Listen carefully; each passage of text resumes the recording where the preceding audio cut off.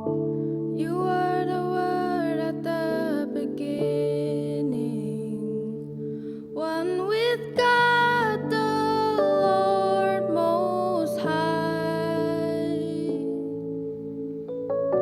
Your hidden glory in creation, now revealed in you are Christ.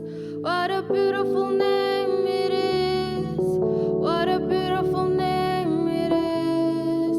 The name of Jesus Christ, my King. What a beautiful name it is. Nothing compares to this. What a beautiful name it is. The name of Jesus.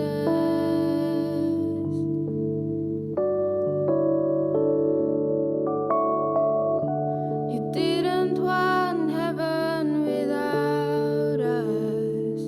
So Jesus, you brought heaven down. My sin was great, your love was greater. What could separate us now? What a wonderful name it is. What a wonderful name it is. The name of Jesus Christ, my King. What a wonderful name it is. Nothing compares to this. What a wonderful name it is. The name of Jesus.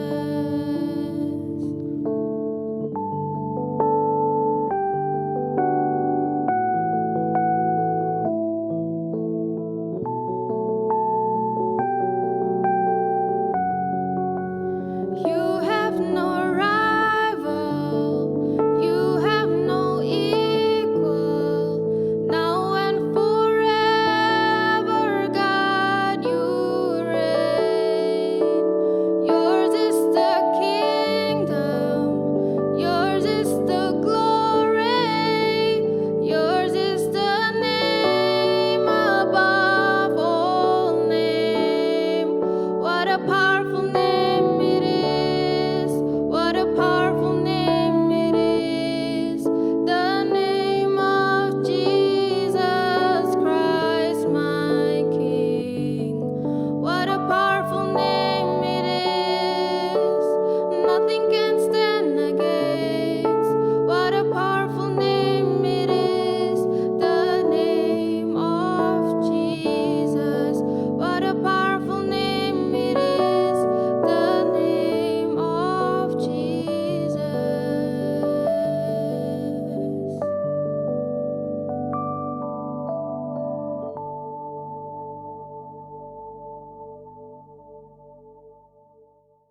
Haleluya, puji nama Tuhan. Bapak Ibu dikasihi oleh Tuhan, bertemu kembali dalam ibadah tengah minggu kali ini. Mari kita akan merenungkan kebenaran firman Tuhan. Sebelumnya mari saya ajak Bapak Ibu kita bersatu dalam doa. Kita berdoa. Bapa di surga, kami bersyukur buat kesempatan yang indah. Saat ini kami akan merenungkan kembali kebenaran firman-Mu. Mari Bapa, kiranya anugerah-Mu terus menyatakan melalui firman-Mu, memperbaiki kehidupan kami, menuntun kami, sehingga kami boleh senantiasa berjalan di dalam jalan-jalan Tuhan. Kami menyadari kami banyak kelemahan, banyak kekurangan, ketertarikan akan dunia ini Tuhan. Ketika kami boleh merenungkan, sungguh amatlah berat, namun kami tetap percaya bahwa Tuhan sanggup membawa kami kembali kepada jalan-Mu. Dan saat ini kami mau renungkan firman-Mu, biarkan firman-Mu yang kami akan pelajari pada kesempatan kali ini akan membawa iman kami semakin teguh, hidup kami, kerohanian kami semakin indah di hadapan-Mu Bapa. Kami bersyukur, berkati kami semuanya, secara khusus hamba-Mu yang masih banyak kekurangan, kelemahan, kiranya Tuhan melayakkan, mengurapi, menyatakan setiap apa yang Tuhan kehendaki untuk kami boleh renungkan bersama-sama Tuhan, di hati dan di pikiran kami, melalui kebenaran firman-Mu. Kami bersyukur Bapa, berkati kami semuanya. Berkati pemberitaan firman-Mu hanya di dalam nama Tuhan Yesus, penebus kami yang sejati. Kami mengucap syukur, kami berdoa. Amin. Puji nama Tuhan, kekasih Tuhan, saat ini kita akan coba kembali merenungkan firman Tuhan di dalam Lukas pasal yang ke-8. Bapak Ibu, jika saya boleh beri judul, renungan kita kali ini adalah terang yang dinyatakan, Bapak Ibu.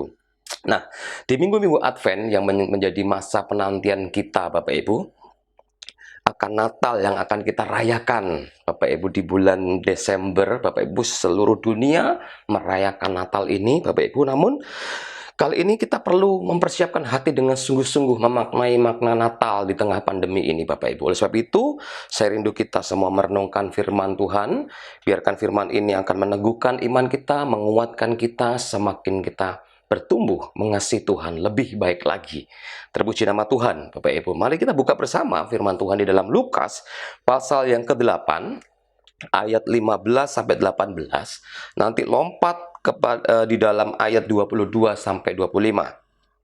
Saya akan membacakan, Bapak Ibu, Lukas pasal yang ke-8 ayat 15, demikian firman Tuhan. Yang jatuh di tanah yang baik ialah orang yang setelah mendengar firman itu menyimpannya dalam hati yang baik dan mengeluarkan buah dalam ketekunan. Nah, kita tahu di bagian Lukas pasal yang ke-8 ini, ayat 15 ini adalah ayat kunci, Bapak Ibu. Lukas pasal yang ke-8 ayat 15 ini adalah ayat kunci atau poin di mana Tuhan menyeberangkan perumpamaan-perumpamaan, Bapak Ibu. Nah, perumpamaan kita lanjutkan pembacaan kita di dalam ayat yang ke-16. Di situ lembaga kita Indonesia berjudul perumpamaan tentang pelita. Bapak Ibu ya, coba kita baca bersama-sama. Ayat yang ke-16, tidak ada orang yang menyalakan pelita lalu menutupinya dengan tempayan atau menempatkannya di bawah tempat tidur. Tetapi ia menempatkannya di atas kaki dian supaya semua orang yang masuk ke dalam rumah dapat melihat cahayanya. Sebab tidak ada sesuatu yang tersembunyi yang tidak akan dinyatakan, dan tidak ada sesuatu yang rahasia yang tidak akan diketahui dan diumumkan. Karena itu, perhatikanlah cara kamu mendengar. Karena siapa yang mempunyai kepadanya akan diberi, tetapi siapa yang tidak mempunyai daripadanya akan diambil juga apa yang ia anggap ada padanya. Kekasih Tuhan, di bagian ayat 16 sampai 18 di bagian ini, seringkali kita mendengar, seringkali kita membacanya, seringkali kita merenungkannya.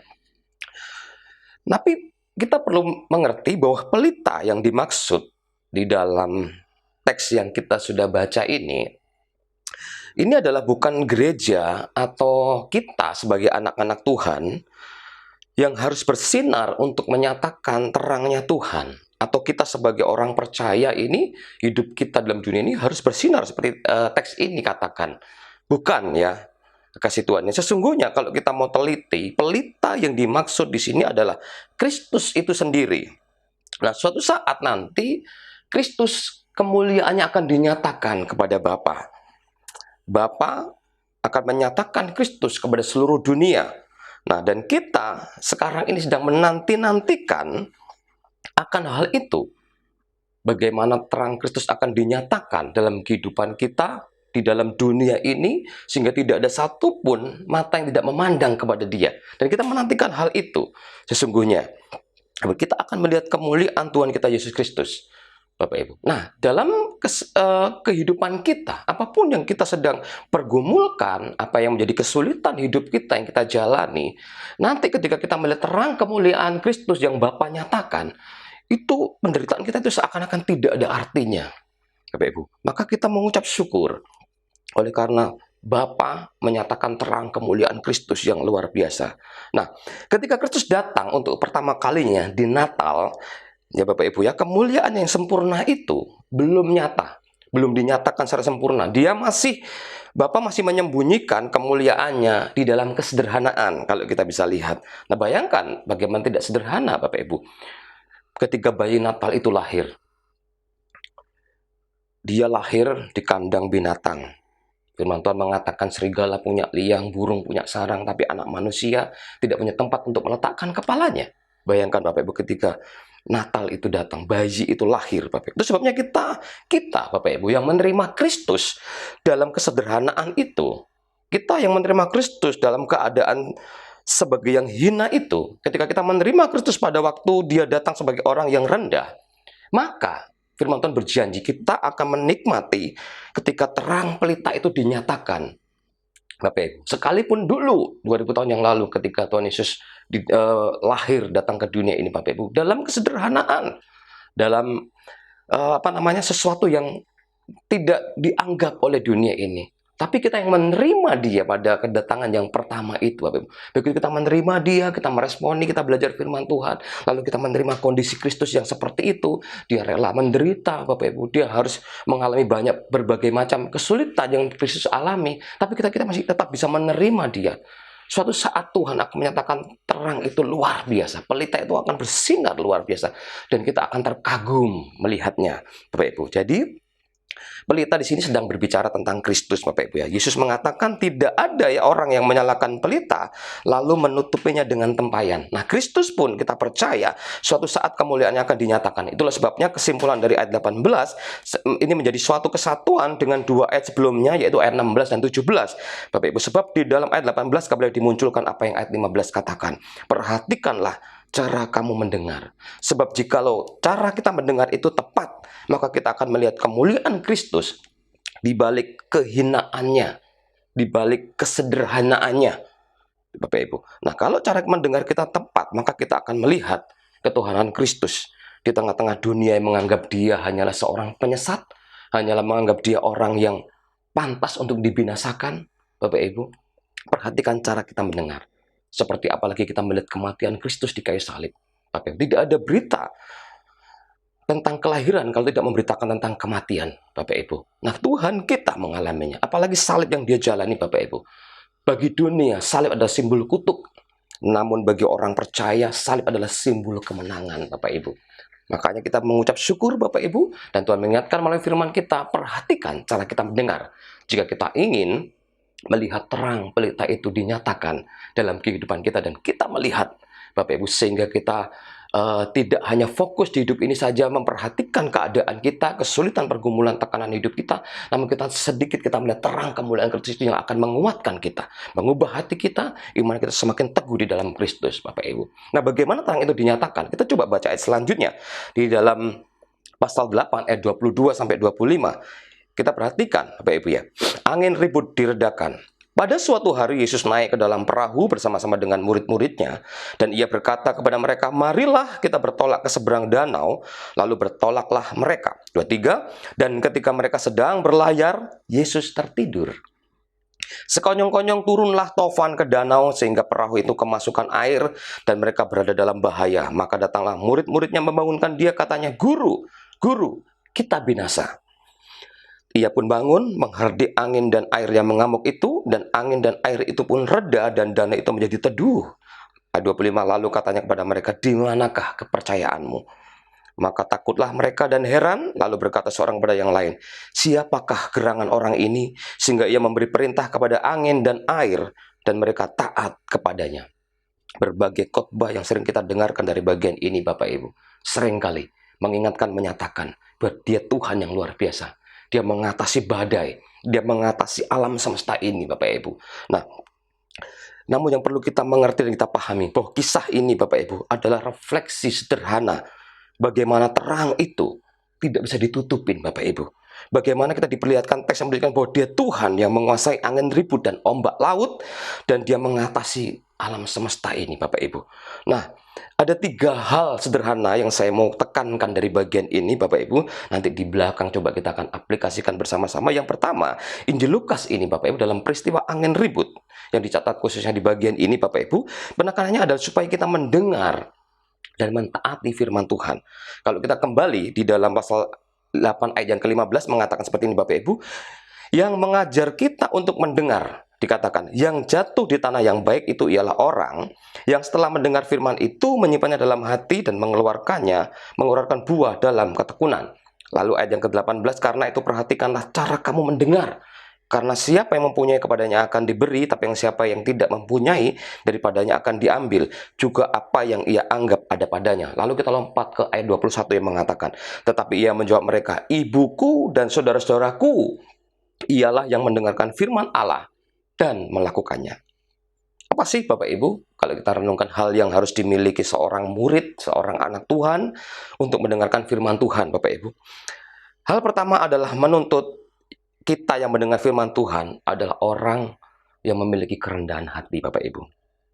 Kerendahan hati inilah yang membuat manusia sujud dan takut akan Tuhan. Dan siapa yang mendengarkan dengan kerendahan hati itu akan lebih baik daripada kita yang mendengarkan dengan keangkuhan atau dengan tinggi hati Bapak Ibu. Nah, itu hal pertama dalam kita mendengarkan firman Tuhan. Hal yang kedua adalah orang yang datang diberkati oleh Tuhan, yang mendengar firman Tuhan dengan satu perasaan bahwa jika aku tidak melakukannya, tidak bisa. Maka aku harus melakukannya. Dengan satu perasaan yang mengatakan bahwa ketika kita mendengarkan firman Tuhan, aku harus melakukannya. Bukan dengan kekuatan kita manusia Bapak Ibu, nggak akan pernah bisa. Tapi tentunya dengan kepertolongan Roh Kudus, dengan kekuatan Tuhan sendiri yang akan memampukan kita untuk melakukan. Namun kita punya perasaan, punya hati, punya keinginan bahwa ketika aku mendengar firman Tuhan dengan kerendahan hati, tidak ada cara lain, aku harus belajar melakukannya. Sekalipun hari itu aku jatuh, aku harus belajar lagi. Hari itu aku jatuh, aku harus belajar lagi. Kita harus punya perasaan bahwa kita harus belajar terus melakukannya Bapak Ibu. Hal yang kedua harus dimiliki adalah kita harus mengatakan Bapak Ibu, aku harus melakukan firman Tuhan. Bagaimana Pak?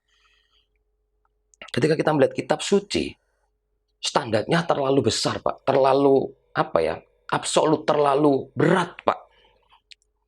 Bayangkan Pak, bagaimana kita mengampuni musuh, berdoa bagi orang yang menganiaya kita, buru-buru mengampuni Bapak Ibu. Kita mah kalau bisa lihat musuh, lihat orang yang menjengkelkan kita, kalau bisa ya kita matikan saja itu orang. Kan seperti itu Bapak Ibu. Apalagi suruh mengampuni, itu berat.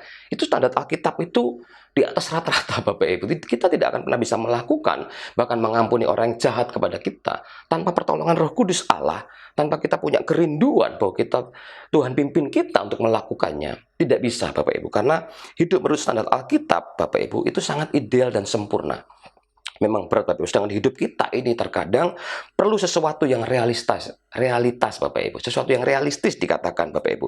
Nah kadang kita berkata dalam hati kita, iya Pak Pendeta, apa yang Tuhan katakan memang bagus, tapi kok kurang aplikatif ya untuk saya memahaminya Pak Pendeta ya.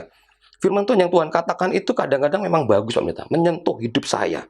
Firman itu bagus, tapi kok tidak membumi ya, tidak realistis ya Pak Pendeta ya. Bagaimana ada orang bisa menjalankan seperti itu? Apakah Pak Pendeta tidak tahu bagaimana hidup kami para jemaat Tuhan? Bagaimana kesesakan kami? Dunia ini seperti apa yang kami hadapi? Seringkali Bapak Ibu kita mengkritik pendeta tidak tahu betapa sulitnya pergumulan jemaat yang dialami.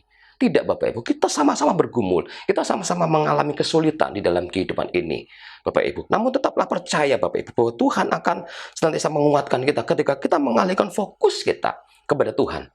Dengan rendah hati mendengarkan firman Tuhan, lalu dalam hati menyatakan kecuali saya melakukan firman itu tidak ada pilihan yang lain. Maka kita harus belajar terus untuk melakukannya. Lalu bagaimana mungkin Pak menjalankannya dengan setia mungkin?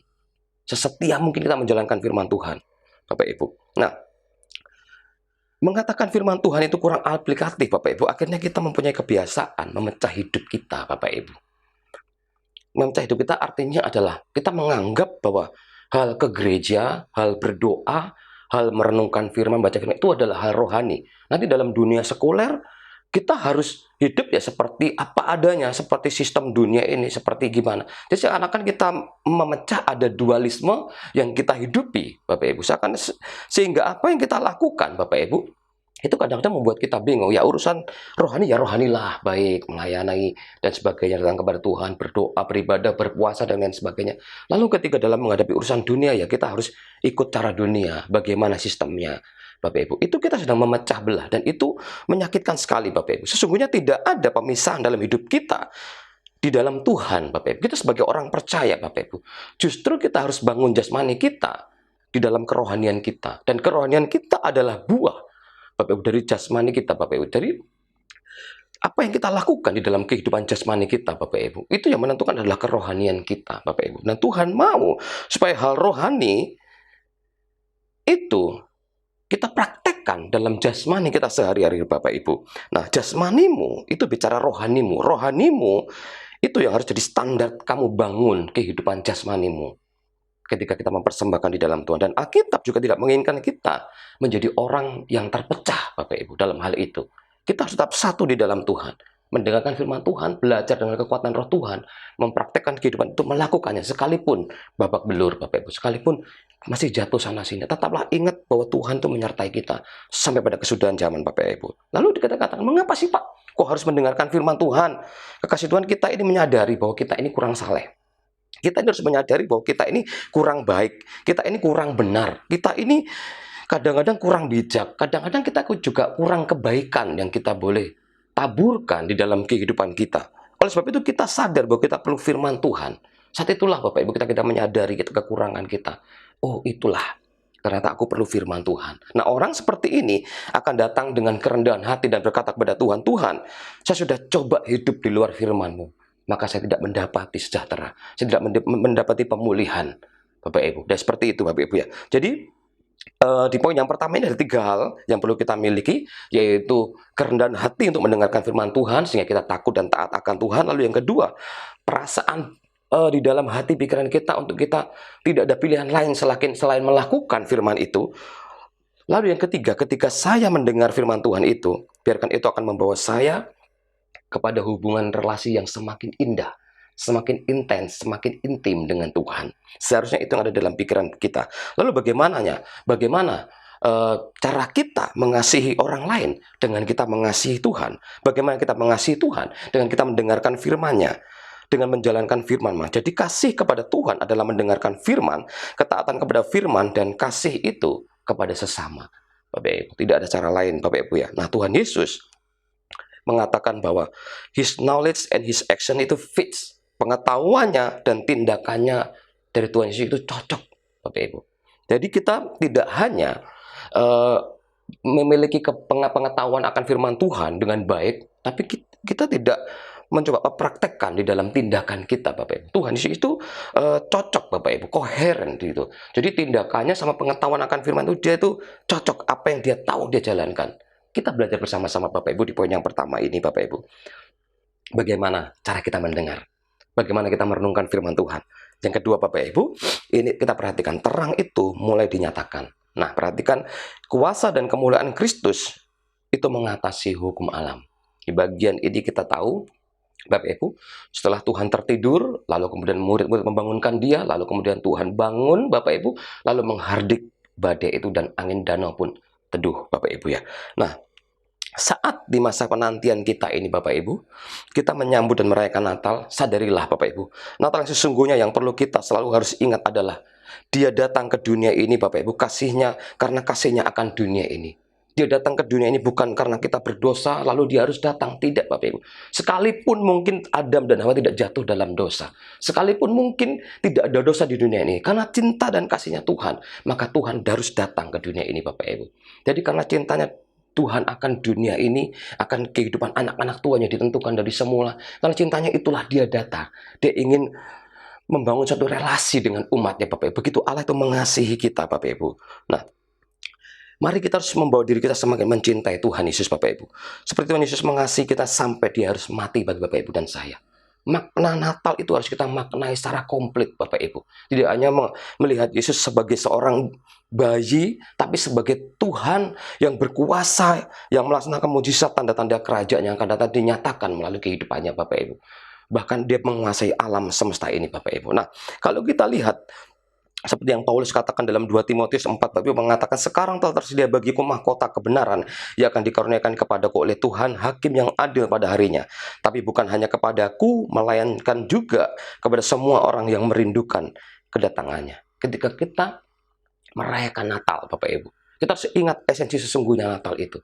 Bahwa dia datang ke dunia, dia harus menderita untuk Bapak Ibu dan saya. Maka itu adalah terang kemuliaan yang dinyatakan oleh Tuhan Bapak Ibu. Maka kita harus bersyukur bahwa dia Allah yang mengatasi alam semesta ini Bapak Ibu. Nah, sekarang yang pertanyaannya, apakah kita merindukan kedatangannya Bapak Ibu sebagai Tuhan yang berkuasa? Nah, peristiwa angin ribut ini Bapak Ibu, kalau kita lihat juga ada dalam Injil Matius, Markus, Lukas juga menuliskannya Bapak Ibu. Nah, tapi di bagian ini Allah memiliki kuasa atas alam semesta ini Bapak Ibu. Saya tertarik dengan satu dalam terjemahan Yunani, epistates apolumi Bapak Ibu. Ini di dalam pernyataan Ibrani Bapak Itu mengatakan, Bapak terjemahannya, Tuhan atau Master, Guru, kita hancur binasa.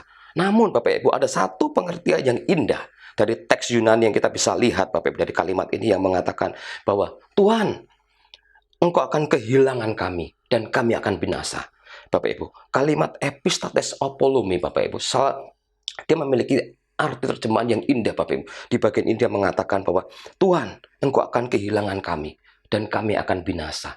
Dia mengatakan seperti itu Bapak Ibu. Itulah kalimat dari murid-murid Tuhan yang membuat Tuhan itu menjadi sedih, menjadi terenyuh gitu Bapak Ibu. Sehingga Tuhan bangkit menghardik badai itu Bapak Ibu. Nah, kita bersyukur Bapak Ibu, Tuhan tidak mau kehilangan kita. Oleh karena kita mungkin meragukan kuasanya. Kita tarik dalam kehidupan sekarang Bapak Ibu. Kita bergumul, kita mengalami berbagai kesulitan Bapak Ibu. Kadang di dalam logika kita, pikiran kita, perasaan kita, kita mengatakan bahwa aduh, gak ada Tuhan ini. Aduh, di mana Tuhan ya? Di mana Tuhan ya? Kadang kita meragukan kehadirannya. Padahal dia berjanji Bapak Ibu. Dia Immanuel, dia tinggal di dalam diri kita. Bagian kita adalah menguatkan kepercayaan kita kepada Tuhan. Itu seharusnya Bapak Ibu. Karena dia Tuhan, Allah yang mengatasi alam semesta ini. Tidak ada sesuatu di alam semesta ini yang tidak bergerak liar. Yang tidak ada di dalam kontrolnya Tuhan. Tidak ada yang bergerak liar Bapak Ibu. Percayalah, seperti firman Tuhan mengatakan dalam Roma Bapak Ibu. Kristus Yesus yang telah mati, bahkan lebih lagi yang telah bangkit juga duduk di sebelah kanan Allah, yang malah menjadi pembela bagi kita. Dan selanjutnya dikatakan, siapakah yang akan memisahkan kita dari kasih Kristus?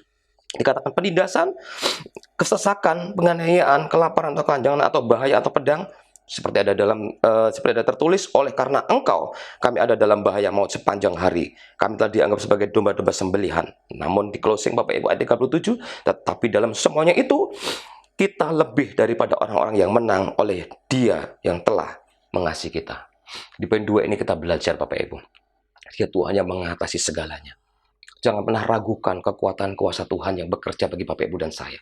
Jalani kehidupan kita dalam berbagai macam kesulitan, hadapi bersama dengan Tuhan. Yang jadi masalah adalah sebetulnya Bapak Ibu, bersama dengan siapa kita berjalan menjalani kehidupan kita. Kalau kita merasa tidak ada Tuhan, maka kita akan menjadi orang yang sangat menderita. Namun ketika dalam kesesakan, kita percaya bahwa dia Tuhan yang menyertai kita, bahkan melewati berbagai macam tekanan kehidupan, tidak ada yang memisahkan kita dari kasih Kristus Bapak Ibu. Oleh sebab itu, kuatkan kepercayaanmu dan bersyukurlah kepada Tuhan. Ini poin yang kedua, bahwa dia Allah yang mengatasi alam semesta ini Bapak Ibu. Tidak ada sesuatu yang bergerak liar tanpa seizinnya. Bahkan firman Tuhan di teks lain mengatakan, sehelai rambut pun tidak akan pernah jatuh tanpa seizin Tuhan. Itu perkataan serius Bapak Ibu, bukan hanya omdo Bapak Ibu, dari firman Tuhan Bapak Ibu. Maka kita harus responi sungguh-sungguh bahwa dia Tuhan menyertai kita. Sesulit apapun kehidupan kita, jalani bersama dengan Tuhan. Ingatlah dia menguasai alam semesta ini. Dia menguasai segala sesuatunya dalam dunia ini Bapak Ibu. Maka kita harus bersyukur. Lalu poin yang ketiga Bapak Ibu, yang terakhir, ketika kita melihat mujizat di danau itu Bapak Ibu ya, Tuhan sedang menyatakan bahwa siapakah dia yang sesungguhnya Bapak Ibu. Karena dia adalah Tuhan yang menjadi manusia dengan segala kemuliaannya Bapak Ibu. Dia mengubah air menjadi anggur Bapak Ibu. Dengan itu dia menyatakan kemuliaannya. Kita melihat kemuliaan Tuhan itu dalam banyak hal Bapak Ibu, kalau kita bisa renungkan. Tapi kemuliaannya yang paling nyata adalah dalam pengorbanannya Bapak Ibu demi keselamatan manusia. Nah, di kitab Yohanes dia mulai menuju kepada salib Bapak Ibu. Dia berdoa agar Bapa mempermuliakan dia. Kemuliaannya dikaitkan dengan pengorbanannya sebagai anak domba Allah Bapak Ibu. Mati bagi Bapak Ibu dan saya. Maka kita sebagai orang percaya Bapak Ibu, kita harus merenungkan firman Tuhan ini. Di poin yang ketiga ini kita diingatkan, siapa Kristus bagi kita Bapak Ibu. Kalau kita melihat Lukas Bapak Ibu, kita perhatikan keseluruhan teks kita baca Bapak Ibu, secara menyeluruh kita melihat para murid itu menghadapi angin ribut. Dikatakan orang yang dikuasai roh jahat, seorang wanita yang sakit pendarahan, dan mayat seorang anak, semua ada dalam Lukas 8 Bapak Ibu. Inilah konteks peristiwa yang harus kita hadapi dengan iman dan pengharapan kepada Tuhan di dunia ini Bapak Ibu. Keadaan manusia sekarang, karena kita adalah bagian dari dunia yang sudah hancur oleh karena dosa Bapak Ibu. Sistemnya rusak karena dosa Bapak Ibu. Dan kita hidup di dalam komunitas yang mungkin lingkungan yang selfish, lingkungan yang egois, lingkungan yang antroposentris dan sebagainya Bapak Ibu. Broken community itu kita jalani, kita hidup di dalam keseharian kita Bapak Ibu. Dunia rusak, komunitas kita rusak Bapak Ibu. Namun kita percaya Bapak Ibu, dalam setiap peristiwa di Lukas 8 ini selalu ada happy ending Bapak Ibu. Selalu ada happy ending. Nah, roh jahat diusir, wanita dengan pendarahan itu disembuhkan, putri yang meninggal itu dibangkitkan, Lalu kita lihat angin ribut diredakan, seakan-akan ada happy ending. Tapi apa yang saya katakan Bapak Ibu, tidak ada satupun orang yang bisa menjamin bahwa dalam hidup kita ini akan selalu ada happy ending Bapak Ibu. Tidak selalu. Namun dewasalah di dalam Tuhan Bapak Ibu. Karena ingat yang Yesus kerjakan adalah tanda dari kerajaan yang akan datang. Tidak semua disembuhkan, tidak semuanya roh jahat diusir. Bahkan kita melihat Bapak Ibu hanya satu orang yang bertobat dapat berjalan di atas air Bapak Ibu, yaitu Petrus, dan dia pun tidak terlalu berhasil berjalan. Oleh karena dia bimbang Bapak Ibu, tenggelam juga. Akhirnya Tuhan menyelamatkan. Nah, kekasih Tuhan, bagaimana dengan hidup kita? Apa sih relevansi sederhana dari bagian ini Bapak Ibu yang kita coba pelajari bersama-sama dari teks yang kita renungkan ini Bapak Ibu? Perhatikan bahwa renungkan kehidupan kita. Segala sesuatu dan segala perkara bisa terjadi Bapak Ibu. Namun ingatlah pesan Tuhan bagi kita. Yang pertama, perhatikan pesan firman Tuhan bagi kita Bapak Ibu. Tetaplah tinggal dalam ketaatan akan kebenaran firman Tuhan sebagai dampak kita mengasihi Tuhan. Sebab begitu besar cintanya dia datang ke dunia ini bagi kita Bapak Ibu. Karena kita harus merenungkan pada awalnya Bapak Ibu ya, kita tidak dipanggil sebetulnya untuk mentaati firman, untuk mentaati apalagi hukum Taurat, tanpa kita menerima pribadi Tuhan Bapak Ibu. Kita pertama-tama dipanggil Tuhan untuk menerima pribadinya dulu Bapak Ibu. Tuhan berikan anugerah iman bagi kita. Lalu kemudian kita mengasihi Tuhan bertumbuh, lalu kita belajar melakukan ketaatan akan kebenaran firman Tuhan Bapak Ibu. Bangunlah Bapak Ibu, ketaatan kita kepada Tuhan karena kita mengasihi Kristus yang telah rela meninggalkan surga yang mulia demi kita, demi Bapak Ibu dan saya, demi cintanya akan dunia ini Bapak Ibu, sehingga dia datang bagi Bapak Ibu dan saya. Mari kita mengucap syukur Bapak Ibu.